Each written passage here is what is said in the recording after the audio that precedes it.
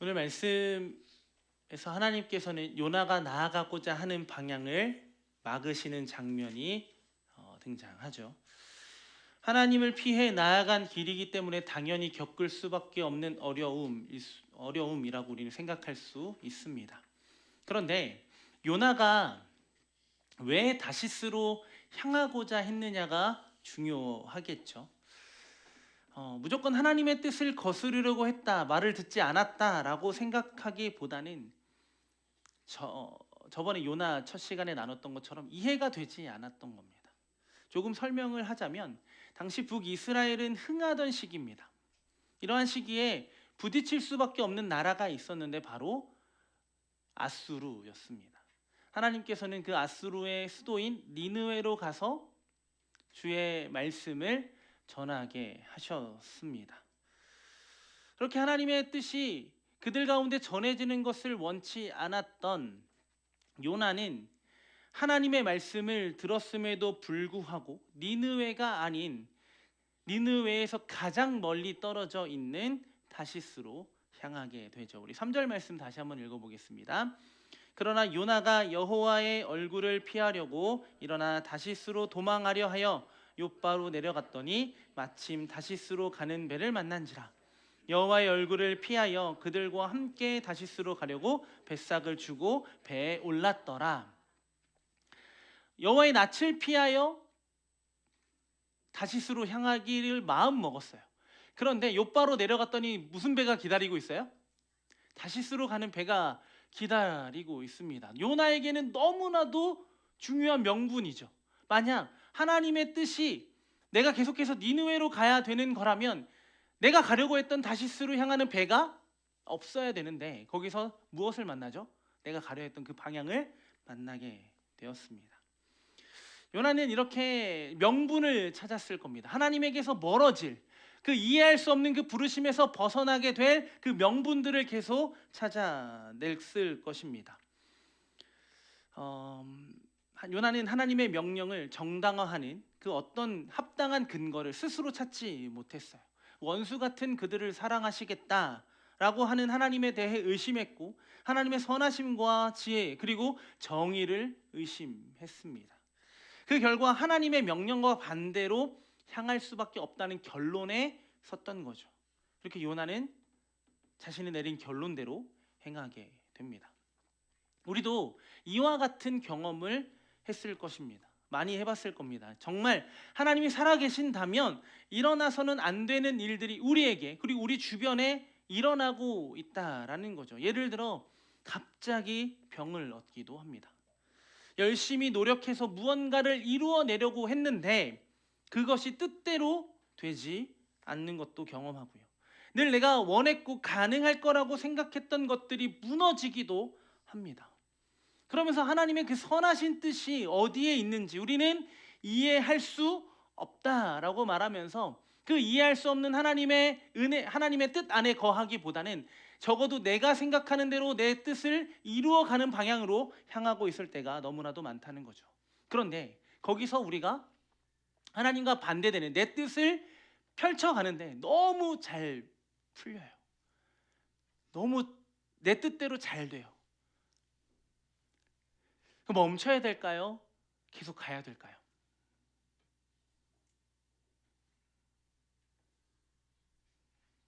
멈춰야 되겠죠. 근데 우리는 어떻게 하죠? 우리는 어떻게 하죠? 계속? 마음은 네, 하나님 알겠어요. 점점 내가 원하는 방향대로 향하게 된다라는 겁니다. 그런데 정말 내 뜻대로 되지 않는다라고 해서 도망치는 것, 하나님의 뜻을 피하는 것이 답일까요? 만약 이해가 되지 않는다면, 하나님의 뜻이 이해가 되지 않는다면 우리는 무엇을 택해야 될까요? 물어야겠죠. 하나님께 물어야 합니다. 하나님 죄송합니다. 제가 이런 걸 안 하면 좀 병에 걸려가지고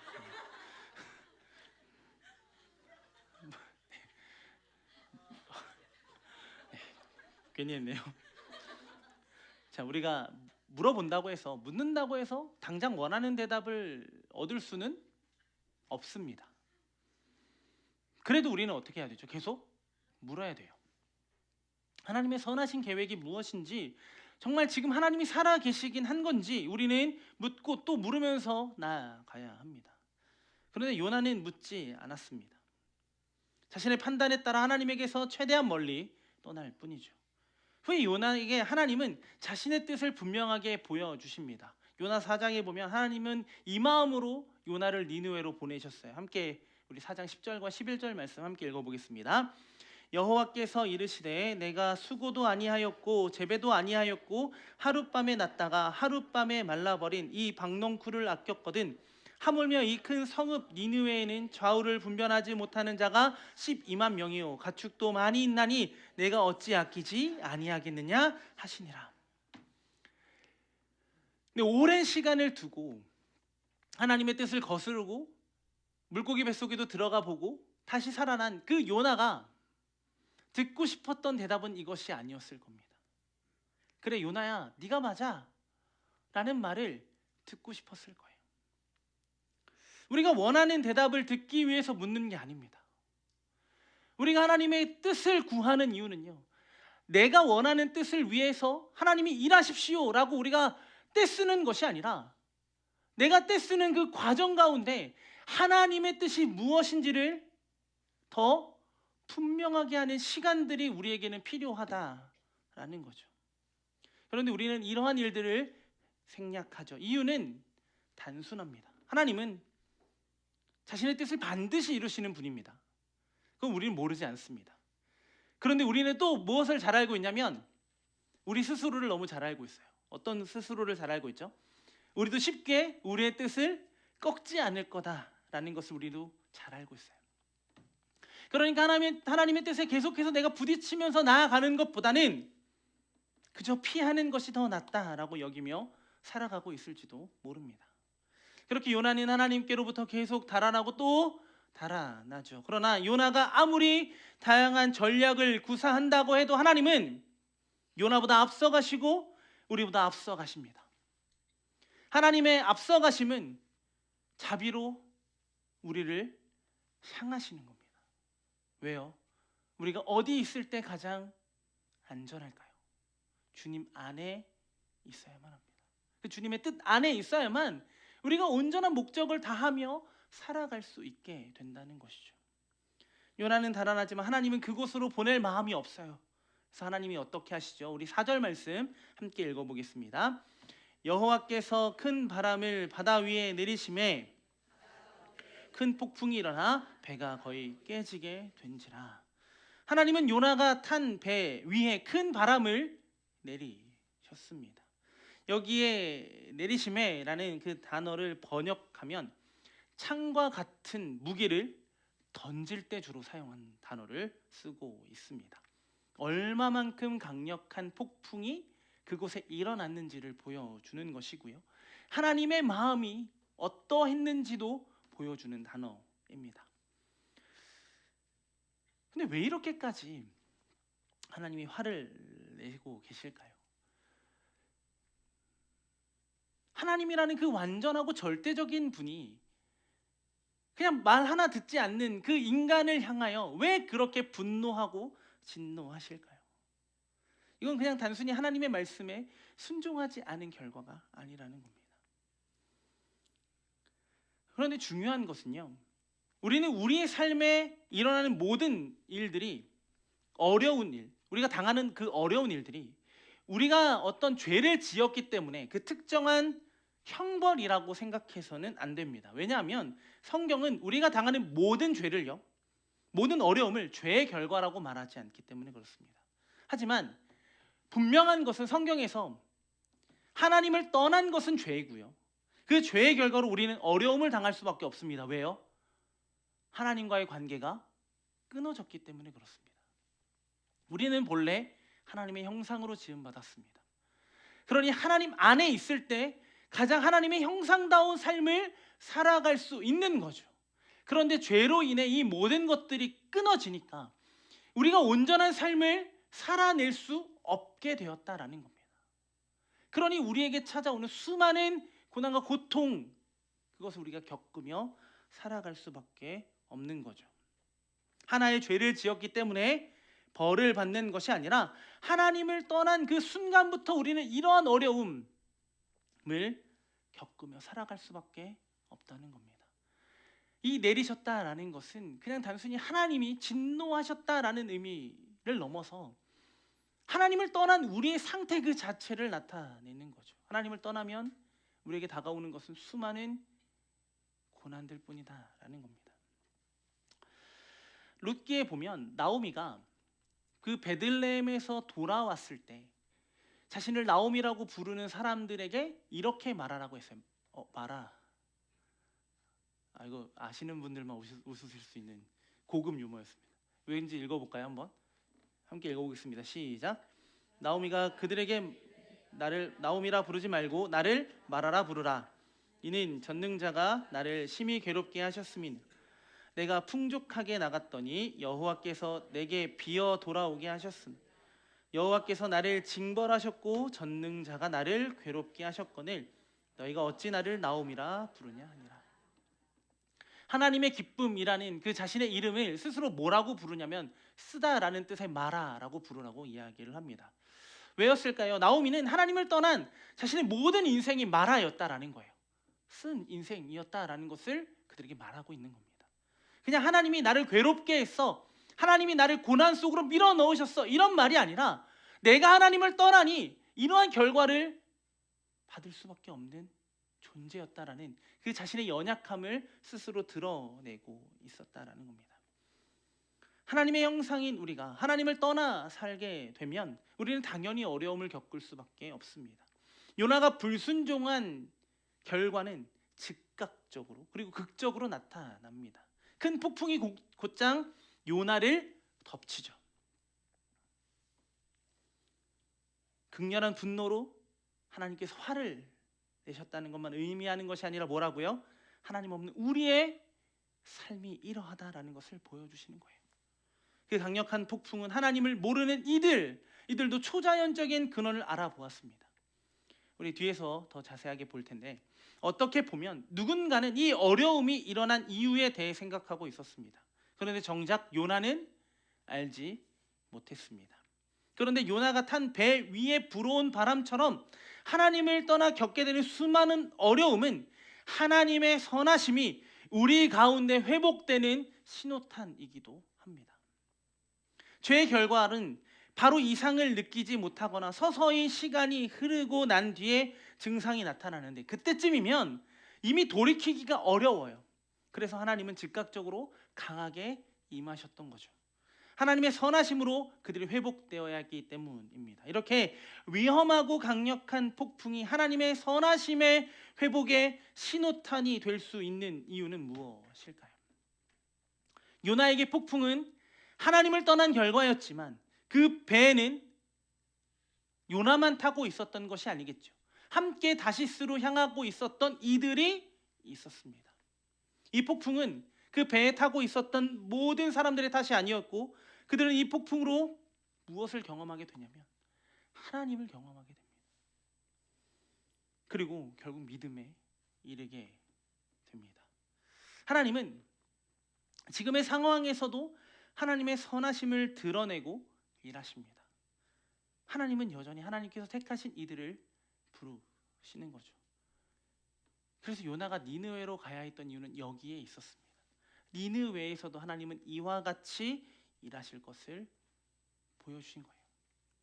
그들의 죄로 인해 하나님의 심판은 피할 수 없었지만 그 심판하시는 하나님께로 돌아오게 하시겠다라는 겁니다. 하나님의 의지가 지금 이해할 수 없는 부르심 그 속에서 그리고 이해할 수 없는 그 폭풍 속에서도 드러나고 있다는 겁니다. 요나를 회복하기 원하는 마음과 초자연적인 능력이신 하나님을 모르는 이들에게 하나님은 자신을 드러내고 계십니다.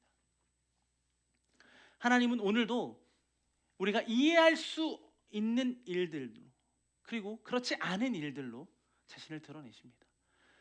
때로는 우리가 잘 알 수 있도록 우리에게 가르쳐 주시기도 하지만 때로는 우리가 그것을 또 풀어내고 또 풀어내야만 알 수 있는 것으로도 우리에게 역사하기도 하신다는 거죠. 그런데 중요한 건 무엇이죠? 하나님은 말씀하신 것을 반드시 이루시는 선하신 하나님이십니다. 이건 이기적인 마음도 아니라 주권적 사역을 통해 일하셔야만 하는 그 사랑하는 이들이 돌아올 수 있는 거예요. 우리는 죄인이었기 때문에 각자 소견에 옳은 대로 살았어요. 하나님을 떠나 살아가는 것이 당연하다라고 여겼던 존재들이었습니다. 하나님이 우리를 주권적으로 강권적으로 사랑하지 않으셨고 우리를 부르지 않으셨으면 우리는 이곳에 나와 예배할 수도 없고 하나님의 구원을 찬양할 수도 없는 존재였다라는 겁니다. 그래서 하나님은 요나를 사랑하시고 니느웨를 사랑하는 방법으로 지금 이 큰 폭풍을 택하셨던 거예요. 요나도 알아야 했습니다. 무엇을요? 이 큰 폭풍 가운데서도 일하시는 하나님의 선하심을요. 그리고 요나가 선포하기 위하여 나아가야 되는 그 니느웨도 알아야 했습니다. 하나님의 사랑이 그 악독으로 가득한 그들에게까지 임한다는 것을 말입니다. 그리고 오늘 이 말씀을 듣고 있는 우리도 알아야 합니다. 지금도 이해할 수 없는 우리의 삶에 찾아오는 수많은 일들이 그 하나님의 선하심 은혜 안에 있다는 것을 믿어야 한다는 겁니다. 폭풍은 하나님의 심판입니다. 그런데 역설적으로는 요나를 향한 하나님의 관심과 사랑의 징표이기도 합니다. 하나님이 요나를 버리셨다면 요나가 어디로 가든지 말든지 상관하지 않으셨을 겁니다. 살다 보면 이해되지 않는 일도 우리에게 찾아오고 큰 폭풍과 같은 큰 고난이 찾아오기도 합니다. 그런데 하나님은 이렇게까지 하셔야만 했던 이유가 분명합니다. 내 모든 삶의 주인은 내가 아니라 나 스스로가 아니라 우리를 지으신 하나님이시고 이 세상을 통치하시는 그 하나님을 바라보게 하시기 위해서다라는 거죠. 인간이 하나님께 등을 돌렸습니다. 거기서부터 죄가 시작되었습니다. 하지만 하나님은 그분의 마음을 우리와 단단히 묶으셨습니다. 하나님을 떠난 우리에게 고난은 시작되었지만 그 고난 속에서 주님이 먼저 친히 고난을 받으셨어요. 하나님은 폭풍 속에서도 자신의 선하심을 이루십니다. 지금 당장 우리 눈앞에 명확하게 보이지 않아도 하나님은 자신의 선하신 뜻을 계속해서 이루어가고 계신다라는 겁니다. 그렇기 때문에 우리는 지금 우리가 겪는 이 폭풍과 같은 어려움 속에서도 하나님의 선하심과 자비를 바라볼 수 있어야 합니다. 거기서부터 하나님의 회복이 시작되기 때문입니다. 요나는 하나님께서 주신 사명도 선하지 않다라고 생각했습니다. 그리고 지금 이 큰 폭풍을 일으키신 그 하나님이 선하지 않다라고 생각했을지도 모릅니다. 이해하지 못하는 일들이 선하지 않은 것이 아니에요. 지금도 모든 상황과 문제로 선을 이루시는 그 하나님을 온전히 바라보지 못하는 우리의 문제인 겁니다.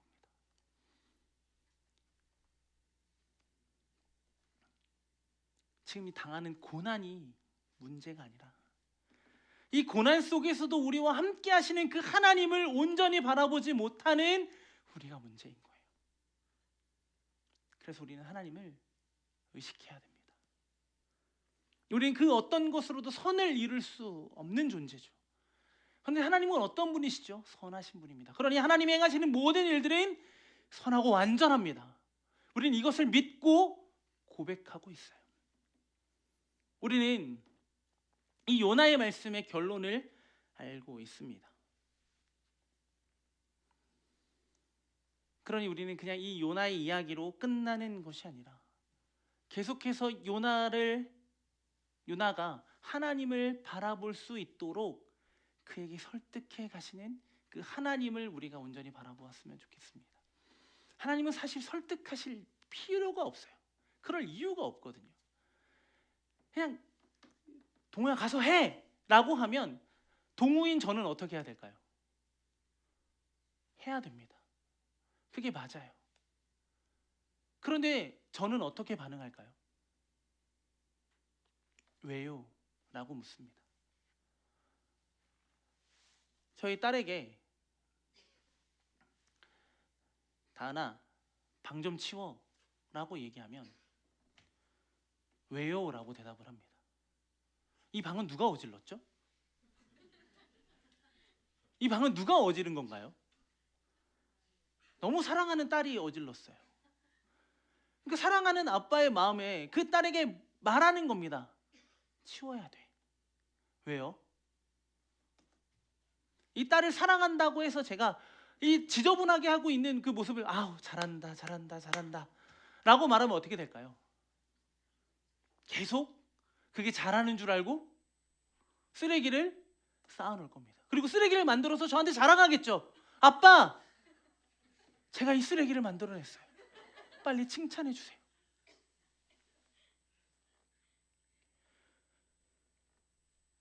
그런데 우리가 그렇고 있다는 거예요. 우리 인정받고 싶고요. 칭찬받고 싶어요. 그런데 이해할 수 없는 건 못하겠다라고 치부해버려요. 그리고 내가 하고 싶은 것만 만들어내요. 그리고 그 안에서 하나님 저 잘하고 있죠? 라고 말하고 있는 겁니다. 그런데 하나님은 왜 우리가 방을 치워야 하는지, 그리고 왜 니느웨로 향해야 되는지, 그리고 왜 우리가 큰 폭풍을 맞이해야 되는지를 가르쳐 주시고 설득해 가신다는 거예요. 하나님은 그럴 이유가 없어요. 그런데 왜 그러실까요? 하나님이 우리를 사랑하시기 때문에 그래요. 당연한 거 아니에요, 여러분. 이 딸이 쓰레기를 만들어 왔을 때 그래, 알았어, 잘했어 라고 말하는 게 사랑이 아니라는 거잖아요. 뭐가 사랑이에요? 그것이 잘못되었고 그 쓰레기가 아니라 너는 다른 어떤 것들을 통해서 누려야 될 것들이 너무 많아 라고 가르쳐 주는 거죠. 제 아이가 초콜릿을 좋아합니다. 그러면 제가 계속 초콜릿만 입에 넣어주면 이게 좋은 아빠일까요? 좋은 아빠인가요? 때로는 저희 딸이 밤에 뭘 먹고 싶어 합니다. 그럼 저는 그렇게 얘기해야 돼요. 이렇게 얘기해요. 밤에 먹으면 아빠처럼 돼. 그러면 저희 딸이 정신이 번쩍 들어요. 먹으면 안 되겠네. 기분이 제 말을 알아들었으니까 기분이 좋긴 한데 썩 기분이 좋지는 않아요. 근데 뭐야, 하나님은 가르쳐 주신다는 거예요. 왜 그것이 잘못되었는지, 그것이 왜 옳은지를 무엇을 통해요? 계시된 말씀을 통해 우리에게 말씀하고 계신다라는 겁니다.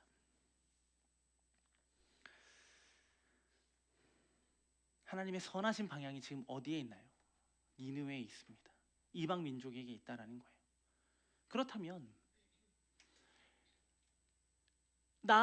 내가 만족하고 내가 기뻐하는 삶을 살아가는 것으로 그쳐도 되는 우리가 왜 요나와 같은 인생을 살아가야 할까요?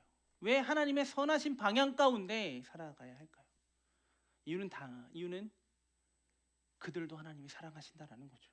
그러니까 우리가 가지고 있는 편견과 선입견의 시선이 아닌 하나님의 시선으로 우리가 살아가는 세상을 바라보아야 한다는 겁니다. 하나님을 떠나 큰 폭풍 속에서 살아가고 있는 이들을 향해 우리는 긍휼의 마음을 가지고 나아가야 합니다. 우리가 선한 것이 아니라 우리를 지으신 하나님이 선하시기 때문에 그러하다라는 거예요. 그러니 우리는 그 선하신 하나님을 온전히 바라보아야 합니다. 거기서부터 하나님의 마음을 품게 되는 거죠. 많은 시련과 어려움의 배후에서 하나님의 사랑이 담긴 이 지혜로운 목적을 이해하기는 어렵습니다. 왜요? 우리가 선하지 않기 때문에 그렇습니다. 우리는 하나님의 마음을 알 수 없는 존재이기 때문에 그렇습니다. 그런데 하나님은 어떻게 하신다고요? 계속해서 우리를 가르치신다라는 겁니다. 우리가 어디로 향해야 되는지, 우리가 어디에 있어야 하는지. 그렇게 지금 이해되지 않는 상황에서도 자신의 선하심을 이루시는 그 하나님을 온전히 바라볼 수 있는 우리 모두가 되었으면 좋겠습니다. 요나는 강력한 폭풍 그 깊은 그곳에서 하나님의 자비가 작용하며 그의 마음을 변화시키고자 그를 끌어당기고 있어요. 그런데 요나는요 그대로 반응하지 못합니다. 또 피합니다. 우리도 알지 못합니다. 우리는 또 피합니다. 그럼에도 그 어둠 속에서 하나님의 자비가 강력하게 작용하여 우리를 위한 사죄와 용서를 가져왔습니다. 하나님의 구원은 고난을 통해 세상에 들어왔고, 그분의 구원하는 은혜와 능력은 우리가 어려움과 슬픔을 겪을 때 우리의 삶에서 더욱 강하게 역사하실 것입니다. 우리가 이해하지 못한 그 자리에서 하나님은 오늘도 우리를 설득해 가실 겁니다. 하나님의 자비가 우리에게 있듯 하나님께서 바라보시는 이들을 향해 나아갈 수 있는 우리가 되었으면 좋겠습니다. 이제 말씀을 좀 정리해 볼까요? 우리가 원하는 것을 이루기 위해 신앙생활을 하는 것 아닙니다. 원하는 답을 찾기 위해 우리가 예배하고 말씀을 보고 묵상하고 기도하는 것 아닙니다. 우리의 모든 삶을 이끄시는 그 하나님이라는 답을 알아가게 하시기 위하여 이 모든 것을 우리에게 허락하신 겁니다. 그럼 우리는 답을 찾기 위하여 살아가는 존재가 아니라 이미 우리에겐 답이 주어졌잖아요. 그러면 이 답을 알아가는 그 기쁨의 가정들로 나아가는 저와 여러분들의 삶이 되었으면 좋겠습니다. 하나님께서 우리에게 하나하나 가르쳐 주실 겁니다. 하나님의 진도는 때로는 왜 이렇게 빨리 진도가 나갑니까? 라고 생각할 정도로 빠르게 지나가기도 하고, 왜 이렇게 더디게 저를 가르치십니까? 라고 느껴지는 경우도 있어요. 근데 그 빠름과 느림의 그 모든 시간 속에서 하나님은 뭐하고 계신다라는 거예요. 하나님의 선하신 뜻을 이루어가고 계신다라는 겁니다. 그러니까 빠르고 느린 건 중요하지 않아요. 모르고 아는 건 중요하지 않아요. 뭐가 더 중요해요? 내가 하나님 안에 있는 것, 내가 오늘도 하나님의 뜻 안에 거하고 있는 것, 그리고 뜻대로 떠듬떠듬이지만 살아내고 있다는 것입니다. 저는 아이를 키우면서 신앙인은 이렇다라는 것을 배웠어요. 처음에 아이가 어떻게 하죠? 기어다닙니다. 그리고 어떻게 하죠? 잡고 일어섭니다. 일어서기 시작하는 순간 뭐 하기 시작할까요? 발걸음을 내딛기 시작합니다. 그 후에는 어떻게 하죠? 기어다니는 게 더 빠릅니다. 어느 순간에 그 다리에 힘이 붙을 때까지요. 그런데 어떻게 하죠? 계속 걸으려고 합니다. 이게 하나님의 은혜입니다. 우리가 다시 기어다니지 않도록 하나님은 계속해서 우리를 일으켜 세우실 것이고, 더듬더듬이지만 걸음마를 떼게 하실 거고, 언젠가는 이 튼튼한 두 다리로 뛰어가게 하실 겁니다. 지금은 비록 내가 또 넘어지고 있는 것처럼 내 연약한 두 다리로 온전히 설 수 없는 존재라는 것을 우리는 보면서 스스로를 연약하다라고 말할 수 있을 것입니다. 그런데 그 연약함 가운데 하나님은 일하신다는 거죠. 그 연약함 가운데 내 것을 드러내기보다는 하나님의 것을 온전히 받아들이며 그 하나님의 뜻 가운데 거하는 여기 모인 우리 모두가 되기를 예수님의 이름으로 간절히 소망합니다. 우리 함께